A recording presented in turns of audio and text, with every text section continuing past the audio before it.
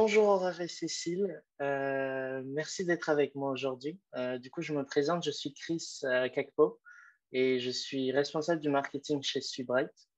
Et aujourd'hui, j'ai la chance de vous interviewer à l'occasion du 8 mars, qui est la Journée internationale des droits de la femme.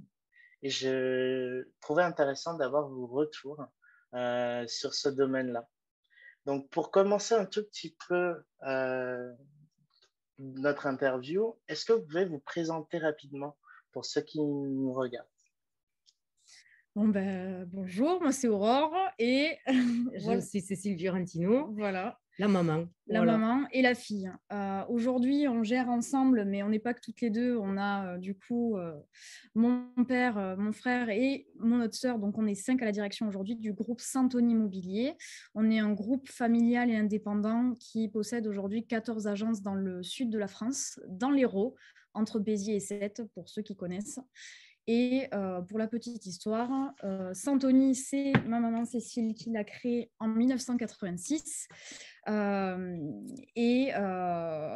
Petit à petit, elle était tellement passionnée qu'elle a embarqué chaque personne de la famille dans l'aventure. Donc en 1998, mon père, qui était son comptable, finalement l'a rejoint à la tête de l'entreprise. À tous les deux, ils ont commencé le développement avec une première agence en 99 à Agde, enfin une deuxième du coup, après Marseille en plage.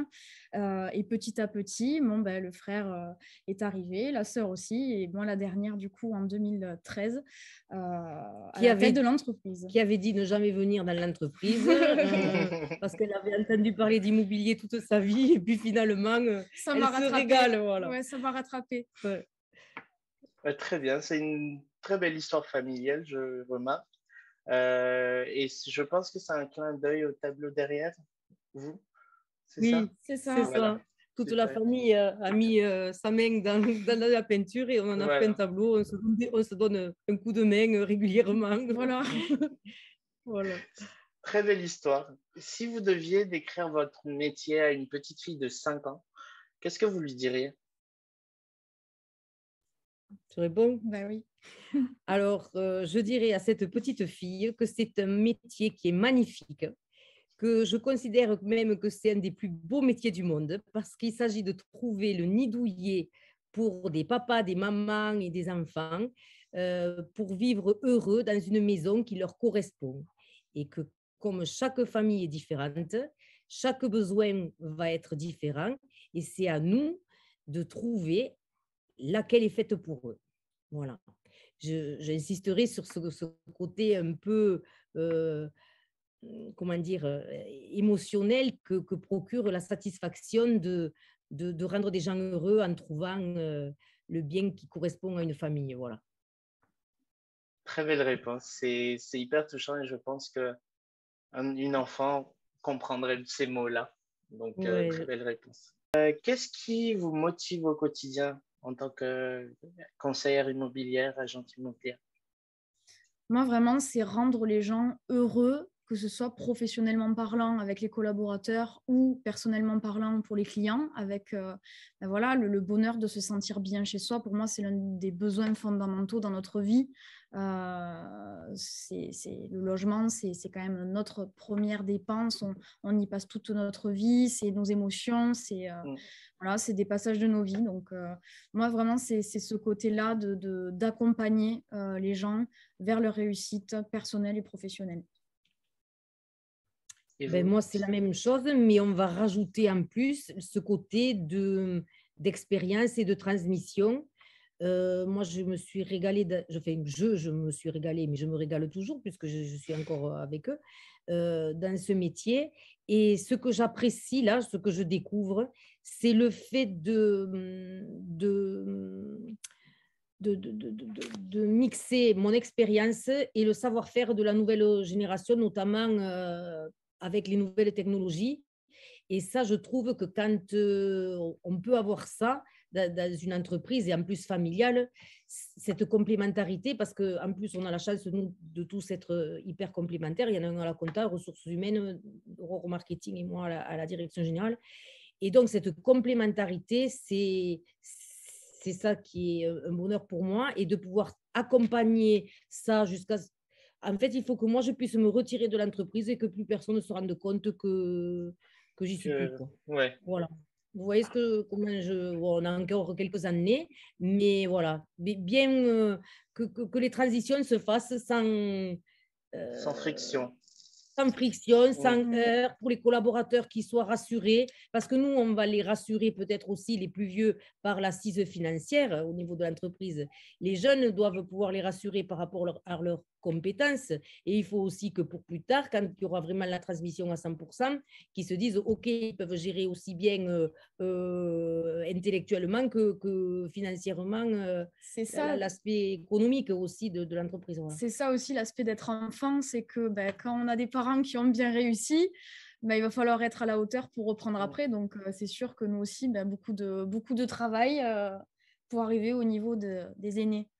Et après, de toute façon, moi aussi, ce sera l'objectif. Mais plus tard, là, pour l'instant, c'est grandir. Et après, ce sera transmettre aussi, parce que j'aimerais que ça continue dans les générations. Si je comprends bien, du coup, comme vous l'avez expliqué, Cécile, vous avez commencé dans le domaine, vous y êtes depuis un certain moment. Comment est-ce que vous diriez que la place de la femme a évolué depuis que vous avez commencé dans ce milieu? Elle a beaucoup évolué et en bien. Parce que quand j'étais jeune, il y avait quand même une relation de dominé-dominant qui n'existe plus, ou quand même moins. Peut-être dans des postes beaucoup, enfin, style accueil, etc., peut-être qu'une femme va peut-être être un peu plus, on va dire, mise à mal si jamais il y avait un problème à gérer par rapport à un homme. Ça peut exister encore. À mon niveau, à moi, c'est vrai que quand je fais partie de clubs de chefs d'entreprise, souvent on va être 3-4 femmes pour une vingtaine d'hommes. Mais les relations sont beaucoup plus d'égal à égal. On a beaucoup moins de remarques, comment dire, de blagues sexistes où parfois on s'obligeait à sourire, de l'air de dire bon voilà, il a sorti sa vanne, il est content. Et on avait quand même un sourire sur le coin des lèvres, mais bon, tout ça n'existe plus et c'est tant mieux, quoi. Ou quand ça existe, ça va être avec plus des vieux de ma génération ou plus encore, qui n'ont pas, voilà. Mais sinon, ça, c'est quand même quelque chose de bien, voilà. Et moi, ça fait, j'entame ma 8e année dans l'entreprise et j'ai déjà vu beaucoup de changements aussi, rien qu'au niveau de nos équipes de managers.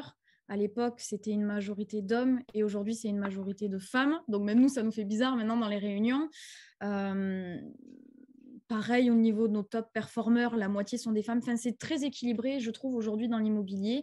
Donc, il y a eu énormément de progrès. Après, je pense que comme partout, sauf dans les postes d'assistantes où on n'a que des filles. Et d'ailleurs, je dis ça. toujours bonjour les filles dans mes mails. C'est vrai que les postes d'assistantes, par contre, c'est des... Oui, parce que souvent, ce sont elles qui vont travailler, qui vont avoir des horaires, on va dire, un peu moins importants pour pouvoir gérer les enfants et compagnie. Donc ça, c'est vrai que ça existe encore. Puis même les congés maternité, aujourd'hui, c'est la femme, mais tu as plein de pays où c'est un congé parental où les couples peuvent se le partager. Donc je pense qu'il y a des évolutions. Ça existe maintenant pour les hommes. Oui, mais c'est encore, c'est pas équilibré. Tu regardes en Suède, c'est équilibré. Même les ricains, ils te font choisir maintenant. Donc il y a des pistes d'évolution, mais je trouve que déjà aujourd'hui, être une femme dans l'immobilier, on peut très bien s'épanouir sans souci. Et après, bon, c'est juste des petites remarques, mais j'ai envie de dire, ça fait partie du quotidien. Voilà. On parlait du rent où on nous a demandé plusieurs fois, notamment à ma maman qui me surprend plus parce qu'elle est plus âgée que moi. Je comprends que moi, avec ma jeunesse, on puisse me demander si je suis secrétaire. Mais du coup, qu'à elle, on lui demande 3 ou 4 fois dans le salon si c'était une secrétaire, c'est vrai que ça m'avait surpris à l'époque. Et enfin, pour finir notre petit entretien, quel conseil est-ce que vous donneriez à des femmes qui voudraient se lancer dans ce milieu?